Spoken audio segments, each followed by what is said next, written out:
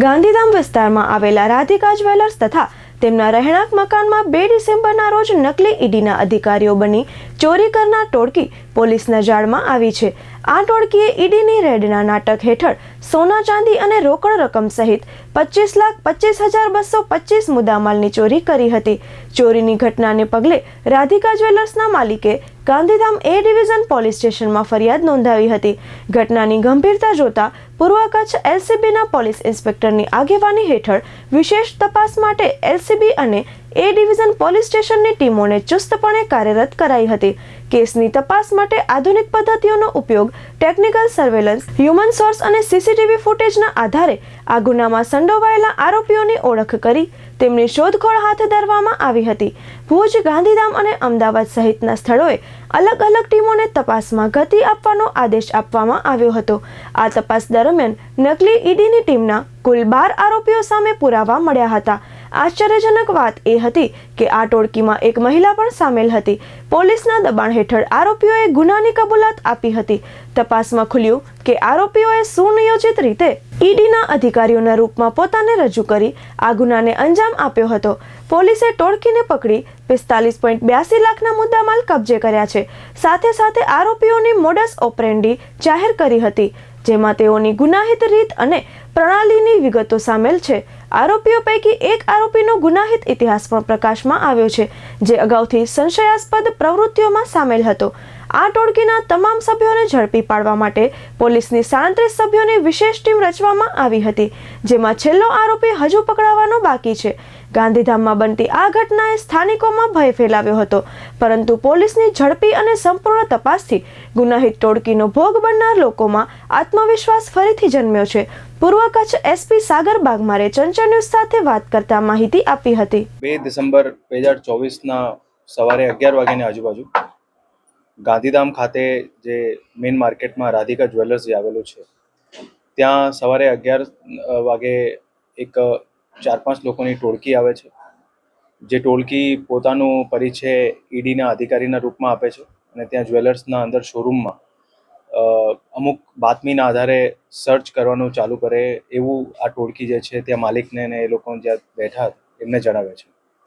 ત્યાં જ્યારે સર્ચ ચાલતું હોય ત્યારે અલગ અલગ વસ્તુઓ, બધી જ્વેલરી, એ લોકોના બધા અલગ અલગ ડોક્યુમેન્ટ્સ ચેક કરીને થોડી વાર પછી જે દુકાનના માલિક અને જે લોકો હતા એમને વાત કરીને એ લોકોના ઘરે અમુક બાતમી હોય, ત્યાં પછી દુકાનથી માલિકના ઘરે જઈને ત્યાં આ ટોળકી ત્યાં સર્ચ ચાલુ કરે છે અને ત્યાં અલગ અલગ વસ્તુઓ, એ લોકોના ઘરના જ્વેલરી, કેશ અને બીજા ડોક્યુમેન્ટ્સ વગેરે બધું ત્યાં સર્ચ કરવાનું ચાલુ કરે। ત્યાં થોડી વાર જ્યારે સર્ચ કરે ત્યારે જે ઘરે પહોંચે ત્યારે સાથે એક મહિલા પણ જોડાય છે। મહિલા પણ ત્યાં ઘરમાં સર્ચ કરવાનું ચાલુ કરે। એના પછી થોડી વાર પછી જે માલિક છે એમના પિતરાઈ ભાઈના ઘરે પણ બાજુમાં જે નજદીકમાં ઘર છે ત્યાં પણ આ ટોળકી સર્ચ કરવા જાય છે અને એના પછી જે આ માલિક છે એમના રિયલ સગા ભાઈ જે એમનું ઘર છે ત્યાંથી લગભગ થોડો 1 કિલોમીટર 500 મીટર દૂર ત્યાં પણ સર્ચ કરે છે। અને આ બધી વસ્તુ જ્યારે આખી ચાલતી હોય ત્યારે જે એમના ઘરે જ્યારે સર્ચ એ લોકોની બધું નકલી રેડનું બધું ચાલતું હતું ત્યારે જે મહિલા એ લોકોને સાથે જોડાયેલી હતી એ મહિલા જે છે નજર ચૂકવીને એ લોકોના જે જ્વેલરી અને જે આઇટમ્સ હતા એમાંથી રોકડ અને ગોલ્ડના બિસ્કિટ અને અમુક જ્વેલરીના આઇટમ જે છે એ જૂટવી લે છે અને પછી એમને પાસે રાખી દે। આ આખા જે બનાવ બનેલ એ ત્યાં અહીંયા ગાંધીધામ શહેર વિસ્તારમાં સવારે 11થી બપોરે 2 વાગ્યાની આજુબાજુ બનેલ, જેમાં પછી જ્યારે એ લોકો નીકળવાની તૈયારી હતી ત્યારે જેના ઘરે અને જે દુકાને જે સર્ચ કરેલ એમાં એ લોકોને એવું જણાવેલ કે અમારી બાતમી જે છે ખોટી હતી અને અહીંયા અમારે સર્ચ કરવાનું નથી, અમારાથી ગલતી થઈ ગઈ અને કોઈ બીજી જગ્યાએ સર્ચ કરવાનું હતું અને જે માલ અમારે લેવાનો હતો એ મળ્યો નથી। પછી જ્યારે એ લોકો બધા નીકળી જાય છે, જે મેઇન માલિક છે એ બધું પોતાનો સ્ટોક ટેલી કરતા હોય અને જ્યારે સ્ટોક ટેલી કરે ત્યારે એમને ખબર પડે કે અમુક વસ્તુઓ એમને પાસેથી મિસિંગ છે અને પછી જે છે સાંજના સમયમાં એ લોકો એસપી ઓફિસ આવે છે અને અહીંયા જાણ કરે છે કે અમારે ઘરે જે છે અને અમારી દુકાને ઈડીની એક નકલી ટીમ આવેલ હતી અને નકલી અધિકારી બનેલ બધા આવેલા હતા અને એક રેડ ટાઈપનું બધું એક જે છે નાટક કરેલ છે। તાત્કાલિક એલસીબીની ટીમ અને એ ડિવિઝનની ટીમ અલગ અલગ બધી ટીમો બનાવવામાં આવેલ હતી. એમાં 10 જેટલી ટીમો બનાવવામાં આવેલ હતી અને જે પ્રાથમિક સૂચના અને જે જાણકારી ફરિયાદી તરફથી જે આપવામાં આવેલ હતી એના દ્વારા તે દિવસે જ અલગ અલગ ટીમો જે બનાવવામાં આવેલ હતી, જેમાં અમદાવાદ, ભુજ, ગાંધીધામમાં અલગ જગ્યાઓમાં અને કન્ટિન્યુઅસલી 2 દિવસથી પોલીસ દ્વારા આમાં તપાસ ચાલતી હતી.